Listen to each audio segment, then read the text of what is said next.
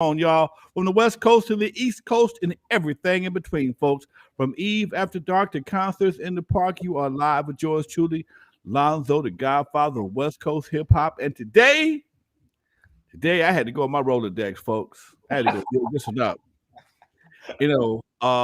There's some brothers in the game, especially here in Compton and LA. If I don't put no polish on them, they won't get no shine. Okay. This brother right here, we go way back. We go back to Yeah. I'm hustling records. I'm hustling records in the streets, and he got a shop. And next thing I know, he running things in Long Beach. My boy, we go back like Cracker Jacks and sandboxes. Yes, Big K, what's up with your money? I'm gonna give Alonzo applause. I couldn't have did without Alonzo. You understand me? Mad at you. I ain't mad at you. How you feeling, man? I'm doing good, man. Just surviving and still mashing. Ain't nothing changed in my game. My Rolodex is still broad based from east to west and north to south, and things are still cracking with this end, man. Legends like yourself, man. Who hold on one second. Let me turn this thing up. Alexa, off. Alexa, off. Bitch she won't shut up when she's supposed to. Yeah. Train her ass. Anyway, because if I had that music in the background, they'll mute this thing like it ain't nobody's business. They sure would, yeah. Like I said before, folks, my man right here, man. Tell him, well, you go back to Eazy E before he was Eazy E, when he was just Eric. He was just Eric, yeah. He was just Eric. Y'all go back like that, man. Tell him about your hanging out, rolling with Eazy E back in the day, man. Well, it all started off as kids, man, just doing what kids do. You know what I mean? Playing in the front yard. Eric was a real shy guy. His mother and father was kind of strict. We was the real boys in the hood, terrorizing shit. But Eric was always laid back, observant. So prior to all that crazy stuff, Eric was very athletic. So we like to see Eric do somersaults, backflips off the wall in front of his house. He was very ingenious at a young age. We all were. And some of the fun stuff Eric would like to do, we would like to go do, mischief stuff at night, walk the house parties. Eric would, flush out gophers and start them on fire with a lighter fluid and throw a match on them and watch them run around the backyard. You know what I mean? So we all had our differences, but Eric was very keen and he was very observant. You know what I mean? I had Greg Tucker.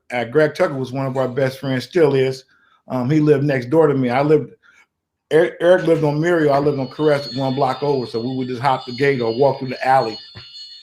Okay. So Eric would get up early in the morning. He was an early bird and just wait for us to get up and come outside, man. He would wait on Greg Tucker's porch next door.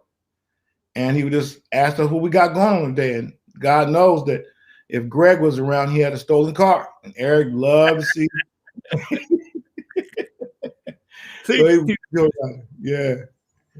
These stories you ain't gonna hear. Yeah. You ain't gonna hear them on no documentaries because they don't know to ask the questions, man. See, how many documentaries you been in, Arnold? I'm in about, I'm more behind the scenes stuff, Lonzo. As you know, I'm not one to get in front, or when I work with the artists, Daz, Kurupt, Snoop, it's always them. I'm always in the back because it's people like us that make the things work. So, but national documentaries, about 5, and then independent ones, Catch Me on the Block or Streets of Compton was a good one. I didn't know I was actually going to be in. I just helped the production company get MC8 and Chill and a few other people. And then those people will talk about Big A. And I just wasn't about to talk about the Streets of Compton because I didn't like how it was being portrayed in the documentary with all the gug bang, the drugs. So when it got to me, I told him I'm not going to downgrade what I used to do, but I can upgrade on what we're doing and how it all started in the music business. So I just gave it up to Eric, you know what I mean? And that's how I made the cut. Yeah. I knew Eric. You knew Eric. You knew him. You knew him more intimate than I did. Y'all was closer. Y'all was tighter. By the time everybody come to the music game, I was his first mentor, first person to put him on the game. Yeah. When you talked about the people that were rolling with him before he got money, Okay, yeah, kid yeah, doing crazy stuff. I yeah, mean, this is yeah, kind of stuff that I like talking about because not that I'm trying to bring anybody down. I just humanize them. That's all. Just yeah, humanize them. They yeah, human. yeah, They hopped the fence as kids. They yeah, he was, and most yeah. cats don't realize he was really a quiet dude. He Okay, was quiet. He was quiet. he was a Observant. very quiet dude. I mean, he would be in the house. You never know he was there until the Exactly. phone rang or something. Exactly. He was, Okay. he was a guy. My boy said, I got a question. His boy said, I got a question. Why when the Brooklyn rapper AZ threw a shot at the late great Eazy E on one side, anything? No one said anything. I'm not familiar with the AZ. I never heard of AZ. I've never heard of AZ say anything negative about Eric. I know Tim Dog did. A few other artists from the East Coast did, but not too many. Not too many. My man, Martin, his name is Big A. Big A is an OG of Compton. I mean, triple OG of Compton. Record store owner, friend of Eazy E, manager for Daz and Kurupt, worked with Snoop Dogg. Yeah. I mean, he's worked with everybody on that side of town. He's at Compton, Long Beach connection that folks don't know exist. Okay, Right. You know, ain't never been no beef between Long Beach and Compton. Right. No. Do they ever have? I mean, you see it on television now. You know, they act like it's a big beef. But most of the time, Compton and Long Beach pretty much roll together. They was, you know, they call what they call Long Beach, East Compton or West Compton or something like that. They call it. Yeah, it's always been that. You been one of them cats that's always had that inner city relationships with various folks, man. And, you know, so, but I had to give you some shine, man. I was thinking about you the other day. I hadn't talked to you in a while. I'm serious. I hadn't thought of. When I think about my different people I bring on my show, and it's cool to have folks that's, you know, everybody know. But I think it does an injustice to the game. Yeah. And folks like yourself, Kelvin Anderson, people that's been down from day one. I mean, day one players, okay? Players don't get no shine, okay? Yeah. I'm a day one, and I think the day oneers need to get their shine, because what's gonna happen is some point in time we're gonna be out of here, and somebody discover your history, and everybody else gonna talk about you in third person. And Mr. Bush, and here this man is right here today. Let's talk right now. I wanted to call you today and talk to you and do an interview with you, because I haven't seen you on a lot of stuff, but it's always a pleasure to kick it with you. Man, no AZ, that was Nas. No AZ, that rap was Nas. Okay. Wow. Gotta research that, but nah, I never heard of nothing like that. AZ of Milestyle dissed Eazy E. Okay. What's up, big homie? I consider you a part of the OG Path Compton, put on the map. Much love, Marlon. Yeah. What's up, Marlon? You know, sometimes I don't know. I know who Nas is, of course. I don't know who AZ is, and sometimes people just don't respond. You know. If it don't hit the radar, I mean, back in the day, man, it ain't like it is right now. You know, somebody say something about you, goes viral real quick. You respond. But back then, if it wasn't a hit record, you know, it might be a original hit. You know, nobody paid no attention. Dude, who are you? Okay, that's true. You know, could be that actually be the case. Go ahead. Eric, and his music really never dissed anybody. But Dre, unless it was Dre or Snoop them, but he would never give anybody that space in his career, and it wasn't worth it. One thing about Eric, if you did say something about it, or if these artists said something, he's going to keep it out the streets and take it directly to you when he run across you. He's not going, you know, back then we didn't have internet. It was just a lot of chitter chatter. You know what I mean? And so I personally think he just ignored it. You know, the ironic part about Eric, prior to him being Eazy E, you know, I didn't know he was Eazy E. People say, how you didn't know he was Eazy? Yeah, I didn't know he was Eazy E. In 1984, in 1983, I moved to 37th of Vermont to the Marla Gibbs apartments with my mother, and I went to school right across the street from USC.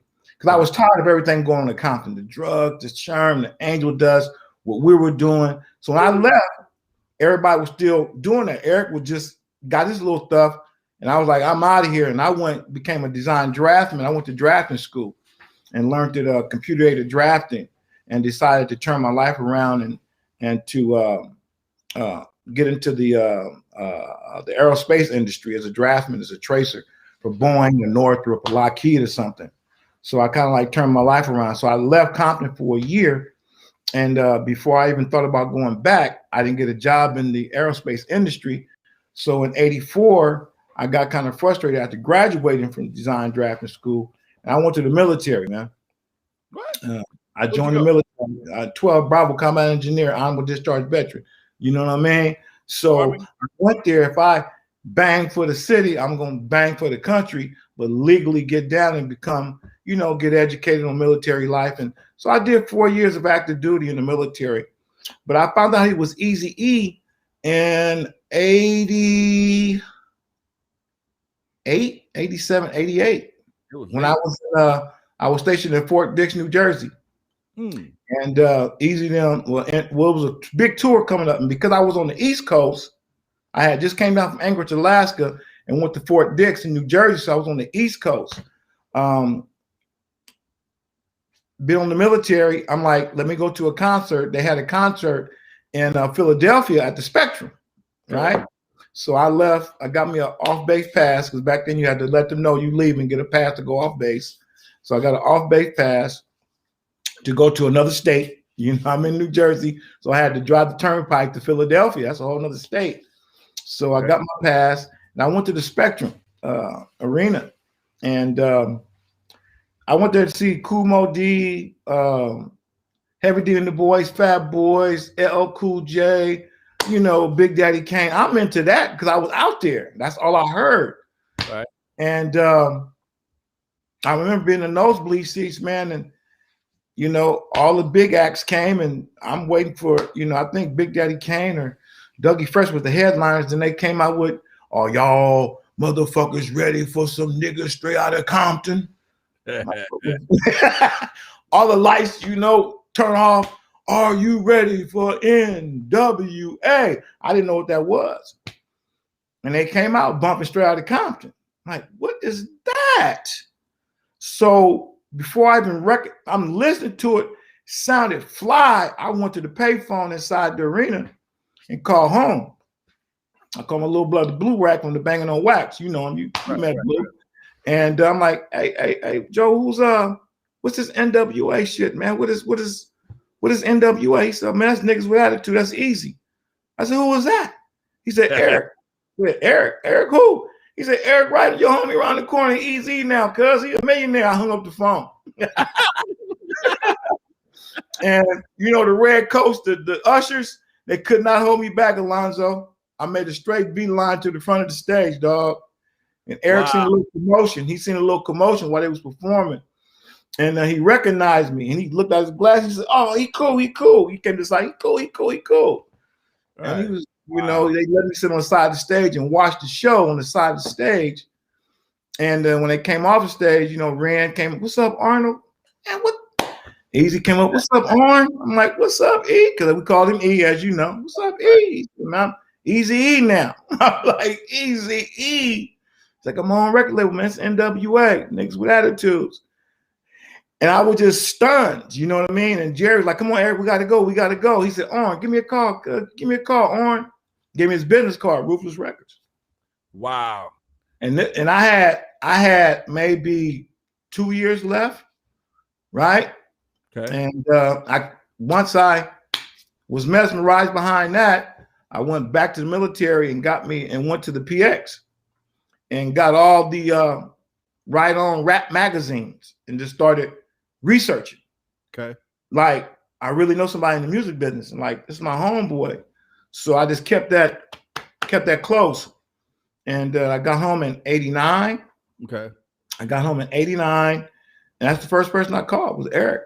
As soon as I touched down, I went home in Compton, called the phone number on the record label, 818. Jerry, a receptionist answered the phone, Ruthless Records. I asked to speak to Eric. She said, "Hold on." Then Jerry on the phone. Oh, it's Jerry. How can I help you? I said, I need to speak to Eric. Is this business or pleasure? I said, it's pleasure. What's your name? I said, Arnold. What's up, Arnold? He said, you home? I'm like, yeah. He said, come to my office, dog. Where's that at? He said, Woodland Hills. When the fuck is Woodland Hills, man? You know, I'm Compton, Long Beach, Watts, Inglewood. You know, I'm in that, right? Never zoned out, and I borrowed homeboy's car, and I went to his office, man. And he kind of like laid everything out to me, man. Just opened up things that I heard that happened between the team, and you know, and he said, I'm putting it back together. You know, he let me know what really broke up the group and showed me some things, and I kept it to heart. Didn't understand it when he was showing me, but as I, you know, started getting in, but I was civilian. I started working at the shipyard, so we would just keep in touch. Okay. How you going? I'm going out of town. I'm gonna come to the house. So he would come to the house in Compton, right? You know, we still got the property over there. Wow. So I go out there and chop it up with him, and it was just regular home. It wasn't nothing about the business. He never changed, man. He never changed. Never changed, man. Never changed. He never went Hollywood on you, man. Yep, he never did. That's the one thing I respected about him. You know, I work with Dre, I work with Cube. I'm not saying they went to Hollywood. Yeah. One of all the cats that came out of here that hung around my house. Yeah. Only one that came back on a regular basis. When he got rich, he came back. He come out and hang out. You know, he watched the Yellow make them porns. Yeah, exactly. But you know, he come out and hang out and kick it. He would meet the twins over here sometimes because he knew John and Jacob. Yep. Where I lived at, he can walk down the street and nobody gonna mess with him because at that time I was the youngest cat in the neighborhood. And he could, you know, be out the front with, you know, ain't no groupies, ain't no neighbor, gangs over here, whatever the case may be. Right. He would just meet him over here because he be someplace he ain't got no business being at nighttime.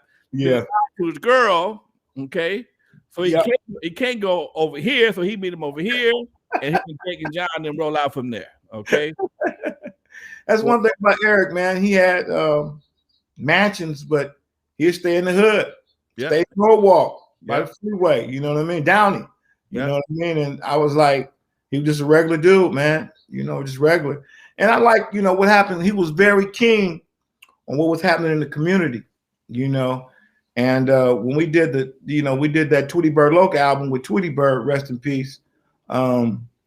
Tweety came on our block and asked for some rappers because he got writer's block on his project. So at that time, there was a lot of people, you know, not communicating with Eric. I guess everybody thought he owed him something. You know what I mean? What you mean by that? Well, because of the dudes, you know, people he hung out with, and you know, if you were an artist, say like the homies that was hustling didn't have an issue with Eric. That was just love, you know what I mean? Because he got along with the South Side neighborhoods, Kelly Parks, and Atlantic Drives, and he got along with the looters and, you know, Bloods and stuff, man. So it wasn't a big issue, but there was a lot of dissing going on within the real homeboys, you know, people we grew up with or hung around. You know, Tweety Bird had, you know, put out a record dissing N.W.A. Okay. You know, and he overlooked that. You know, because I remember one night the record came out. Tweety Bird and dropped the record on Quality Records with Rush Regans and them. Yeah, through that guy, I forget, Ronnie Phillips, rest in peace. Right. They dropped that record, and Eric. It was funny, man, because when they dropped that record, he really didn't respond. But we was at Wide Tracks around the corner recording that record from Solar Records, where Drayden was recording. Okay. You know what I mean? And Snoop them was around the corner from Wide Tracks when they was recording album at Wide Tracks right around the corner. And I can remember the night Dre pulled up because we didn't know that Death Row was right around the corner at Solar recording. We didn't know. But Ronnie Phillips knew. Ronnie Phillips was shopping Tweety Bird to Death Row. We didn't know. And so that's what, because Tweety Bird, we grew up with Dre. So Ronnie take it around there. Dre listened to it. Him and Mr. Lake comes around the corner in this Beamer. He was like, let me talk to Tweety. So he said, Tweety, we'll fuck with you, but you got to take me off of that and DOC off of that and Mr. Lake off of that. And Tweety was like, nah, you know what I mean? And so that kind of like put a little something, but Eazy never responded to that. So then after that project, we did the Banging on Wax project, Bloods and Crips. Right. That's when Eric seen the talent from homeboys that he did give action to. Now, don't get me wrong. He did send, he did always give him opportunity. Like, give me some music, I'll fuck with you. I got an avenue. But we could never, I let them be the artists. They could never get the production to get the record. So he sent Sir Jinx around there. Okay. Get him a couple tracks, record them, and let me hear the demo. You know what I mean? So when he got the demo, it wasn't to the standard of him being in the music business. So he really couldn't do nothing with the guys. You know what? And see, and that's one of them things, man, that brothers got bad when it comes to, when you get some success, they think you owe them something. I'm like, dude, you don't meet quality control, dude. You know, there's standards to this thing, Doc. I can't to you because you want it, because I mean you ain't gonna take care of it. Right. Yeah. You respect it. Okay. Just like you, I'm supposed to give you something. Like that, man. You got to pray, you got to come with talent like everybody else. And that's one of the things I've always kind of struggled with. And at one point in time, I kind of backed away myself with the same thing, man. Man, put me on. Yeah. Man, you put on yet. You need some more work, dude. You ain't ready for the big time yet. But see, that's one thing about, the business, Lonzo. There's show business, music business, entertainment business. We all work together. Right. Now, in the music business, the artist has to be an entertainer. And he has to be prepared for the show business part, the shows. You know what I mean? So as a futurist, as an incubator, as an executive, we had to take it back to the Berry Gordy days, artist development, and really let them know you don't have the stage presence. I don't feel comfortable putting you out there. Now, if you want to go out there independently, hey, so be it. But I think we need to polish you up a little more. Eric really didn't have the time to do that because he expected you to, if you say you rapping, okay, you can rap, but you can't entertain. So it has to coincide with each other. Right. And man, thank you, Doc. Thank you. I think that's one of the things that's missing today, man. A lot of these artists. Yeah. A lot of these guys, a lot of the artists I see, they're more about the pageantry of a character. Yes. Opposed to musician or being an entertainer. Yeah. And I would tell guys, I gave hundreds of talent shows. Yeah. After dark, I was doing one every Thursday for a while. Right. I've heard some fantastic rappers, and the whole time when they getting their flow on, they're looking at their shoes. Looking at their shoes or looking at their buddy, rapping with their friend. Yeah. Not entertaining the crowd. No, dude, you got great skills and you sound good, but you have no crowd interaction. You are so shy. It's going to show. They're going to run you off the stage. You're going. That's right. Yeah. I understand. I totally get that, Doc. I totally get it. Yeah. What's like working with Daz and Kurupt, man? Oh man, you know what? That came about. When Eric died, man, I promised him something. I got a chance to talk to Eric at the hospital. A lot of people don't know that, but he knows it, and his family know it. Because I got one of the calls. I was one of the first person that Miss Wright called, let me know that Eric was in the hospital. You need to go sing, So she let me know that he was at Cedar Sinai on the 5th floor, but she didn't know what room. So immediately me and Blue Rag went up there, and it was like regular. His name was on the nursing board, Eric Wright room. And it's ironic. He was in room 5105. And I'm like, man, that's crazy because he had an album called 5150. Right. So it got spiritual. When I seen that, then I said, we can't, if the door is closed, we're gonna knock on it. But it was open, we're just gonna walk in. So the door was closed, saying, please knock before entering, So we did knock on the door. But prior to that, let me back up. But prior to that, because I knew I was going to sing, we went and got Get Well cards, We Love You cards. And I had homies and family members sign it from people that he grew up with, some of the homies in the hood, Blue Accent, Low, always back to the house friends. Right. So I took them up there with some flowers and balloons and stuff and knocked on the door. And the nurse came out, how can I help you? So we just said, Eric. She said, what's your name? I said, Orlin Joe. She said, hold on. So he said, Eric is really weak right now. He just came off a blood transfusion. Oh, okay, cool. So I couldn't take no for answers. I said, well, give him this and let him know we love him. She said, I sure will. So at Cedar Sinai, people don't know, there's a phone right there by the door. You know what I mean? So I just called his room number, and he answered the phone. I said, Eric, he said, what's up, Arnold? I said, come on, man. You know, because I was hearing all the rumors and, right. you know, and all the stuff. And his mother let him know we was coming up there. So he did answer the phone. And we chopped it up. And I was kind of letting him know, man, we really need you out here, Eric. You know, these death row dudes is really matching on us. And you need to, you know, tighten that up. He said, Orrin, good looking. I am. I'm going to do my best. I said, Eric, if ain't nobody ever told you, cuz, we love you. We really do. Because he never heard that from people. He probably heard it from girls, but he never heard it from the homeboys. So we love you, man. Get well and come home. So what happened, not even, I think later on that night, Tamika went up there and seen somebody was in the room. She said, Eric, who was up here? He said, Arnold and Joe. So that's when they moved his body and took his name off the thing, shot him to the next floor. Now, a lot of things happened in between them because on a couple of days after that, he was supposed to have surgery to remove fluid from his lungs. But there was a ceremony that happened prior to him having that surgery. So the surgery never happened. You know what I mean? So they put him on another floor and things went the way they went. You know what I mean? How you feel about that? You know what, man? I came to the conclusion, and me and Eric and some of the family members, and you know, just being an OG, man. You know, we all know what happened. You know what I mean? Even the FBI know what happened. I mean, if you research, it explains to you in details what happened from the top to the bottom, to the reels that came up missing, to the reels that wound up in Canada, to the phone number being forwarded to Canada. You know, just a lot of things starts transpiring. And but I can tell you right now, I'd rather for it to be where it is right now, accessible to us. You know what I mean? Because if it would have went another way, it wouldn't have been accessible. It would have been nothing.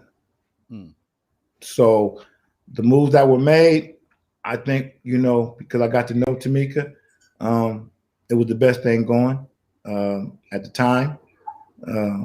Maybe I don't agree with some of the things that we do, but she's cool people. And I think in the very near future, as you can see, you know, we still ruthless. You know what I mean? But we're rich and ruthless. So that was something that we worked out to continue to keep the legacy alive, give us the opportunity not to really, because, you know, we went to a big lawsuit and we kind of like battled it out. About what? And, Ruthless. You know, at one point I had Ruthless records. Me and Lil Eazy, we had Ruthless records. Right. We had the business. This is on the internet. You can Google it. Me and Lil Eazy incorporated Ruthless because it had defunct. You know what I mean? And we reincorporated it. And it was not a spite. It was not a spite. It was just that it was lingering out there, and I wanted to kind of bring it back and then give it to the kids. You know what I mean? At one time, I was talking to Jerry. Yep. Ruthless Records was owned by somebody else. That's why they had to do Comptown. And later on, they ended up with Ruthless Records because I think it was Ruthless Records was actually owned by somebody else, and a lot of stuff was done through Comptown. Well, it's still done through Comptown. Ruthless Records was a DBA. It was never incorporated. You know what I mean?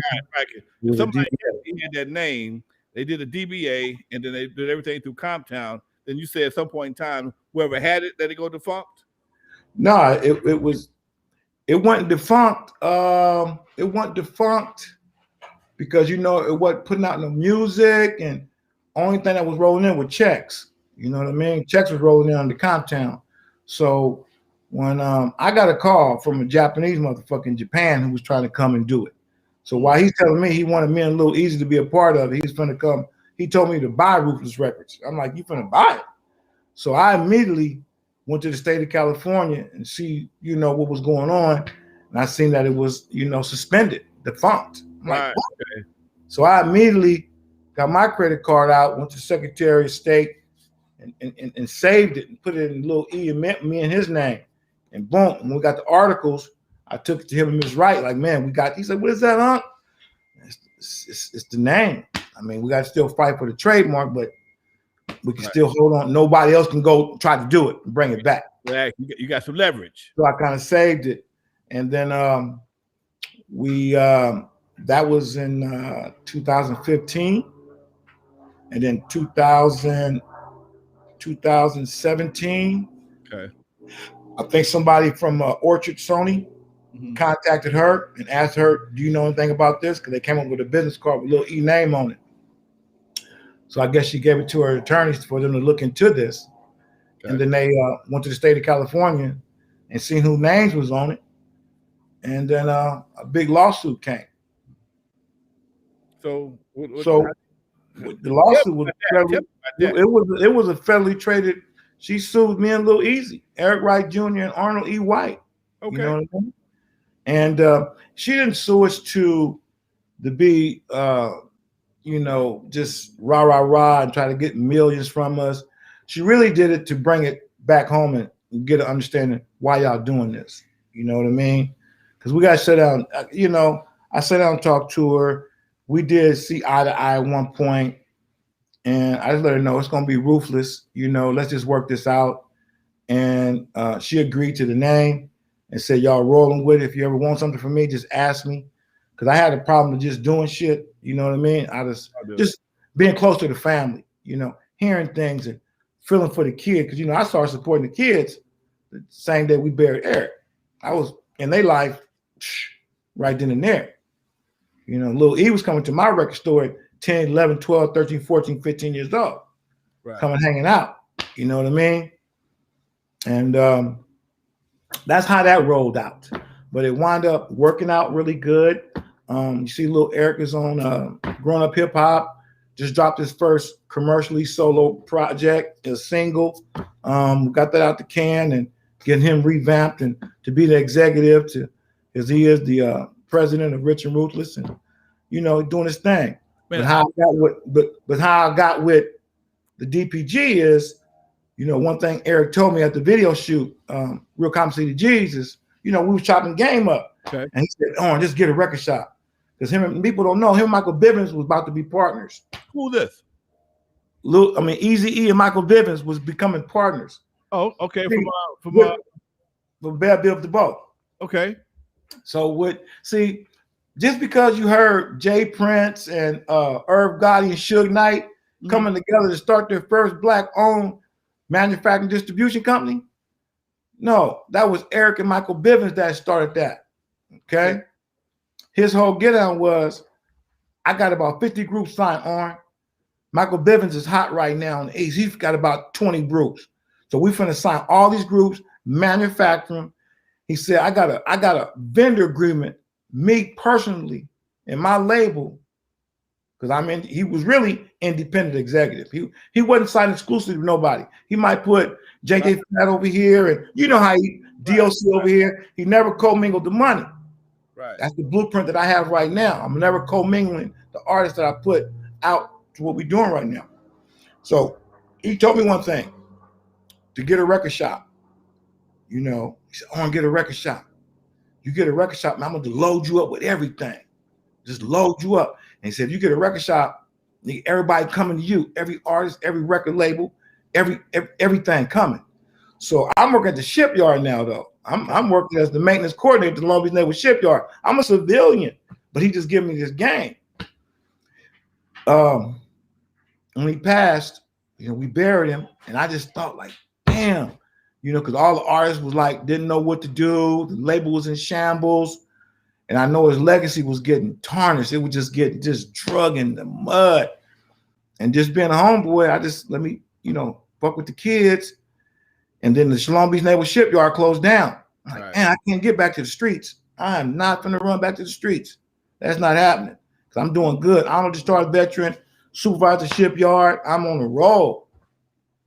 Never thought about the entertainment business day in my life until I thought about what Eric said. He said, get a record shop. So that's when it clicked. And actually, Ice-T was the one I give Ice-T the love for motivating me to get the record shop because I just happened to get invited to a record release party with Ice-T. Something happened to where I was drinking and I stumbled. He was going to stage and I stumbled and it was embarrassing to me. So I said, I can't be. I said, so we got home that night and that's the night I said, you know what, man? Fuck drinking. That is not cool. If we plan on being around people and meeting new people, you can't be drunk and having stinky breath all in their ear talking because, you know, drunks get in your ear. Yeah, homie, woo, woo, woo. Man, cut it. So I was one of them people. So I looked at the man in the mirror and said, fuck that, stop drinking. And then the first thing came to my head when I said it that night, I said, man, I'm going to get a record shop, man. I'm going to get a record shop. Fuck it. Didn't know how. I didn't even know how to get a DBA. I didn't know how to get a sales permit. So I went to my local shopping center around the corner from my house on the Laundry, next to Golden Bird, and just happened to see the Korean manager there. She was collecting rent from the dollar store and everything else. And I asked her, excuse me, I said, you own this place? She said, yeah. I said, how much is the rent? She said, I have 2 buildings available, this one and that one. She said, you can give me $600 for that one, $800 for that one. I said, let me get this one. She said, give me the first and last month and fill this application out. I didn't have $1,200. So I called one of my D-boy cousins in Watts from Hat Gang. Man, I need to borrow $1,500. He's like, man, come get it. So I went there to go get the $1,500 and it was all in ones because he would put all the ones just in a trash bag. Just get the ones, man. The 5, 10, the 20 was off limit. Just get it out the bag over there on this. Take $1,500 in ones. So I walk out of there with a stack right there. One got the money order, called, her name was Fang Shi Wu, called Fang Shi Wu. And she came and got the money and gave me the keys to the building. I didn't, like, man, that was quick. So now I got the building. I just covered up the windows, looked at what I needed. So that's when Royce Fortune and Calvin Anderson and Cletus Anderson, I would go to their stores as a consumer to see how it was set up using my, because remember, I was a draftsman. So now I have to get back to my drafting days and go look at their blueprint. Look where the CDs are stacked at. Look at the vinyl. Look at the posters. Okay, cool. I know what I need to do now. So I started going to furniture auctions that was in Lakewood and stuff. And I bought my showcases for $25 a showcase. Give me all 10 of those. You know what I mean? And I needed the back stuff for the back. Put the CDs on, the back racks. Right. So I started putting everything together. But when it came down to buying the CDs, I went to Warehouse Records and Tower Records and just listen, Lonzo, I couldn't ask nobody for nothing. I couldn't come to you. I couldn't go to Royce Fortune and Calvin Anderson. They were big, you know what I mean? So I would go buy the closeout posters. I went to Tower Records the first day and bought $100 worth of singles at $3.49. I didn't know there was $1.29 and 99 cents. I didn't know about Abbey Road. I didn't know about music merchandises and all the little places on Pico. I didn't. Nobody gave me that, Alonzo. That was part of y'all's blueprint. You know what I mean? So we hadn't met. We must have met because that's all. No, we didn't run across. I seen you from afar. You know what I mean? Okay. I seen you from afar, and so I got the record shop. And I did the grand opening.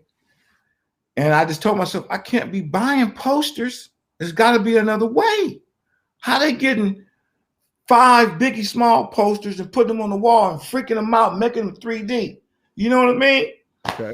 So something just told me to call Universal Music Group, Universal Records from 411. And the lady answered the phone, Universal Music. I said, can I have the promotion department? She said, Urban? Yes. So LaShawn Norton answered the phone. And I said, my name is Arnold White, and I got a record shop in Compton, California. I was told by VIP Records to call you. Maybe you can help me out with some promotional materials. She said, give me your address. We've been looking for a store in Compton. She said, I'm going to send out an FMR tomorrow. You're going to be there? Which hours? I said, 10 to 9. FMR came out, was a field marketing rep. She said, can we have that wall right there? Like, yeah. Hooked it up. Bam, bam, bam, bam, bam. Took a picture of it. Boom. Now that FMR and LaShawn Norton told people at Polygram about my store. Right. And then Sony. And then everybody just started coming to the store. Now, I didn't know about buying the wall space. I was just getting in the game. Right. So I let them get free space.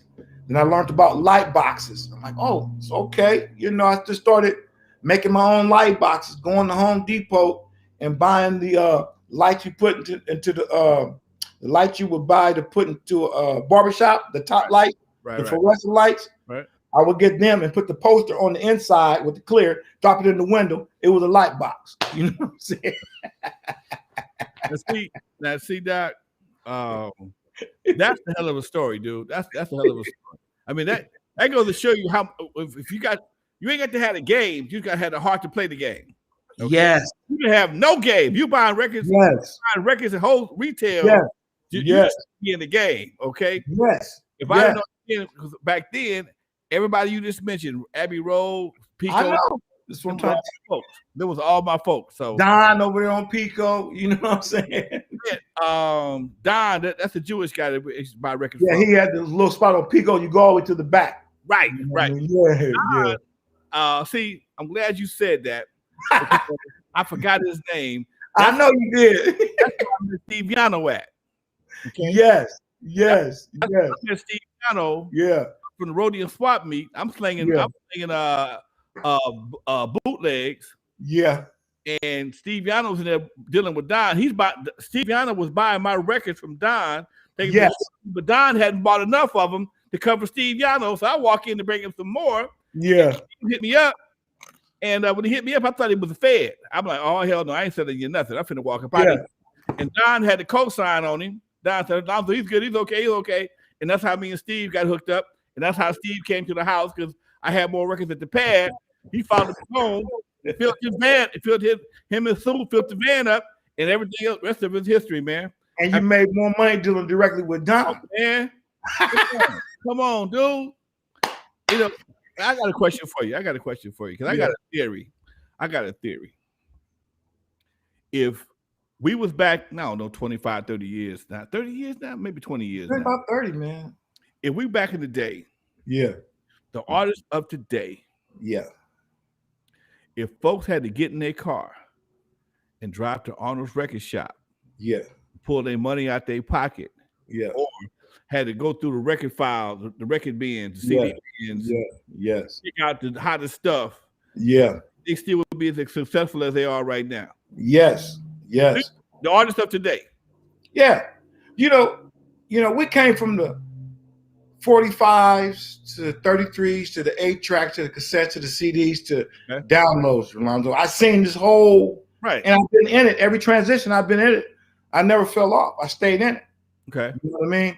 But just to get back to your original story, when Eric died, I remember hearing Snoop Dogg on the beat, right? Okay. And he was saying, you know, how much he liked Eric, because at one point Eric was trying to sign Snoop back in the days. I know that. Yeah, he was hanging out. You know, Warren lived on Thorson, right around the corner from us. Okay. You know, in Compton. Warren Drayton lived in Compton. You know that. Right. On Thorson, around the same street as DJ Speed. Okay. So I heard him say something and it resonated with me. If there's anything I can do, just holler. You know what I mean? Eric was a cool dude, Compton, you know what I mean? So I kept that in mind. I never thought it would get to where it is. But just ironic, Lonzo, after about 3 years of having a record shop, this lady came to my store and asked for, is that the Temptations or Dramatics, Lady in Red? It was an album called Lady in Red. Right. And she was looking for that record for about 6 months, went to all the VIP records, Royce Fortune, Tower Records. She looked for that record for about 6 months for her birthday. And she came to my store and she asked for the record. And I looked on the Abbey Road's database and I logged in and seen they had one left. I said, I can get that for you. She said, for real? I'm like, yeah, tell me what you can charge me. You know what, Mom? Just give me $15. It was on. I got it for what, $7.99? You know what I mean? I said, give me $15 and I have it here tomorrow. She said, what? She said, your word, your bond. Gave me the 15. I rung up, gave her. I said, come back tomorrow about 12. She left my store about 3. I went on downtown. I closed up. Blue Rack stayed there. I went on downtown Abbey Road because I didn't want to wait. Pulled out the bin way in the back, grabbed it, came back to the store. She came there the next day at 12 and picked up that record. She said, wow, I like that. I said, a lot of us don't give, real customer service because the owners of the store are really not working there. They got employees. So I kind of take pride in, dealing with the customers because I want you to come back. She said, well, I see you got a DJ equipment over there that says DJ on duty. She said, yeah, I DJ. She said, well, I'm having my party in about 2 weeks. How much you charge me to come DJ my party? I said, where it's going to be at? She said, Long Beach at the Radisson Hotel on Ocean. I said, you know what, since your birthday, I'll DJ you for 6 hours for $100. She said, done deal, pay me right then and there. Still didn't know who she was, Lonzo. So me and Blue Rag packed up that equipment, I got a gig, got my crates. And now what I did, I got my crates, but I asked her for 25 songs she wanted to hear. Her, not rocking. I want 25. You know what I'm saying? So they gave me a list of 25 songs, and I went to Napster and downloaded all of them and burned the CD. It wasn't an issue. You know what I mean? Hey man, folks, I got a question for you. Folks want to know where they can get that Richard Ruthless T-shirt and that Boys in the Hood hat. You can go to richardruthless.com. Go to richardruthless.com or go to richardruthless.com or go to comptonfashioncenter.com. Okay. And they're there. All that stuff is there. You know what I mean? But Snoop mom's, I didn't know she was Snoop's mother until her sister, Gail, rest in peace, said, okay, Arnold, put on Lady in Red. Beverly's coming down now. I didn't know who she was until I started seeing Nate Dogg and Daz and Trey D. I'm like, this is Death Row. So I'm like, this is Death Row. So here comes Snoop walking his mother down, Lady in Red. So I kicked off the party, man. Start playing the song she wanted to hear. Old school shit, old school funk. We rocked the party. And after the party, Snoop came and gave me some interaction. He came and gave me a tip. Hey, good looking OG, good looking man, taking care of moms. Good looking Snoop, gonna get a picture off for show. I just wanted for the record shop. Once we interacted, all the wives and girlfriends wanted my business card. If you DJ for Beverly, you can DJ for us. You know what I mean? Okay. Yeah, so I'm passing my business cards to all the girlfriends and wives, And then a week later, I get a call from, I got a visit from Dad's wife. I didn't know who she was. She pulled up in a Maybach in Compton. You know what I mean? She was in the back. Her sister April was driving. It was Dad's car. She pulled up and she came. She said, you Arnold? I guess she said, Maria wants you. I said, who? Dad's wife. Oh, okay. So I go out there. She said, I want you to baby shower. How much you going to charge me to come DJ my baby shower? I said, just give me $100, same as Beverly's. She says, is this Saturday?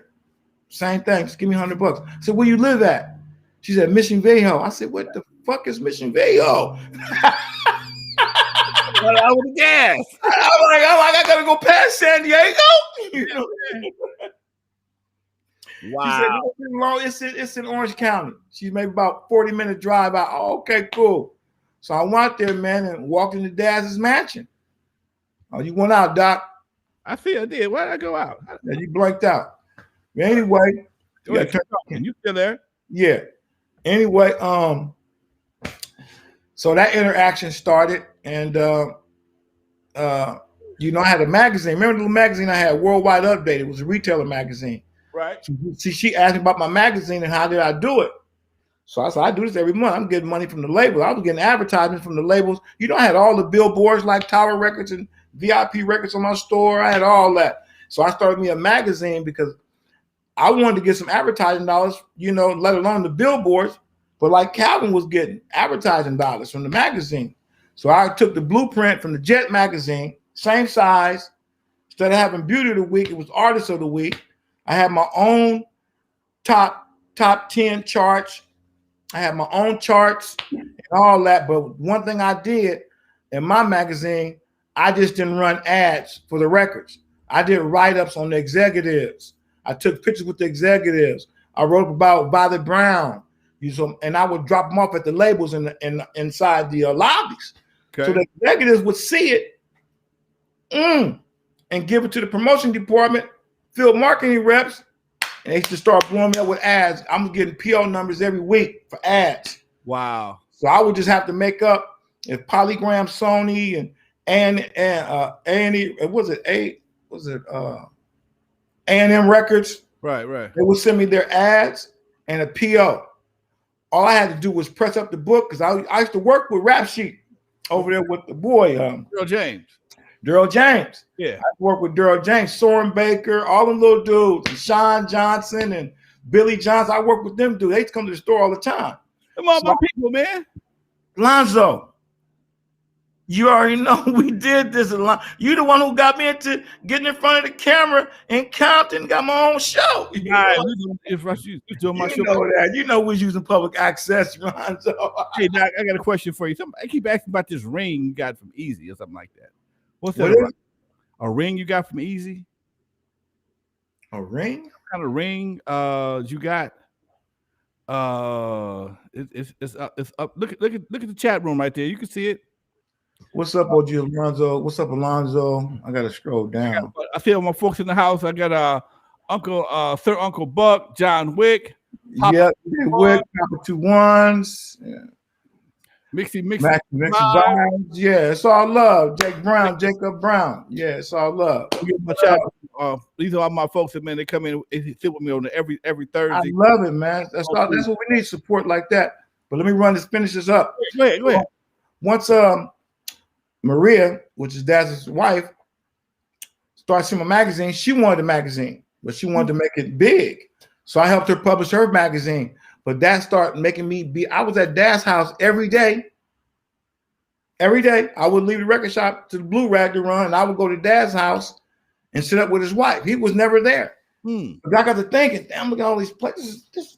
This man let me stay at his house with his wife and his kid. I'm like, he must trust me. This is love. Right. You know, so he dropped the album Raw, and he came to me, and he said, I know you're working with Maria, but I got this Raw. I got this album called Raw. I ain't on Death Row no more. I even DJ his going away party on the boat. You know what I mean? From Death Row, his leaving Death Row. I did all that, but we still didn't interact. You know what I mean? But he knew I was at his house. So when he dropped Raw, he brought me 100 pieces. I paid him $5 a piece. Took him to Don. Don gave me 8. He said, I need 200 more of these. Paid me up front. Daz, bring me 200 more. That was the good old days. Yeah, he said, man, you didn't know nothing about that? No, Daz didn't know nothing about that game. Right. So I'm burning the house. I'm doing Leimert Park. I'm dealing with Cletus Anderson in Leimert Park. I'm going to Super D's. I'm moving them around, right? And Daz gave me all the CDs to knock. So now I start hitting the swap meets and the mom and pop stops all in LA to San Diego to the Bay. So I just told Daz, look here, man, it'd be better if you just got in the car with me, Daz. I can sell more. He's like, for real? Come on, man. I'm going to ride with you then. Yeah. So he would ride with me in my little E-van. He'd put 1,000 CDs in it. We'd go to every mom and pop shop in LA swap meet. So them buying 5 of me, if I come in there, they buy 30. Yeah. Then we'd come back and do in-store. Yeah. Okay. So we burnt out all the mom and pop stores. Okay. So now I'm like, let's go to Tower Records. So I went to Violet. Violet said, I need a distributor. I just can't do nothing with you. Right, I want it, but I just can't buy it because you got to have a vendor. I got to have a vendor agreement. You need a distributor. I'm like, we're keeping it independent, Violet. So I went to Tower Records. A lot of Tower Records were independently owned franchises. So they could buy directly from the artist and do a consignment deal. Okay. So I went to Marina Del Rey, dropped 50 off by myself, 30 days. Come back in 30 days, we'll pay you what you didn't sell, and what's ever left, we'll do another 30-day consignment. No problem. Dropped that first 50 off of Marina Del Rey. Before I even got, I think I was on my way to San Diego, they put them right on the shelf. Before I got to San Diego, the dude, he said, hey, this Daz Jones record. Who's the distributor? I said, we doing it independently, you know. He said, well, man, you ain't been gone but an hour and 2 hours, and I ain't got about 10 of those left. I need another box. What? He said, I'm gonna cut you a check for all 50 of these. So give me another 50. I see you tomorrow, man. Went back again.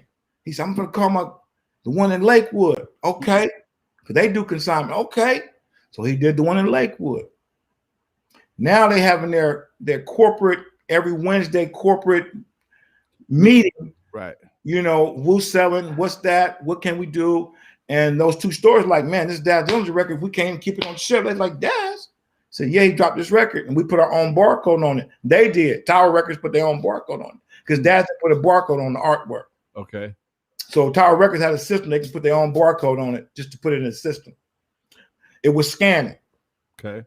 Okay. I knew about SoundScan, but it was scanning now, right? DPG Records, the barcode from Tower Records, it started hitting. So I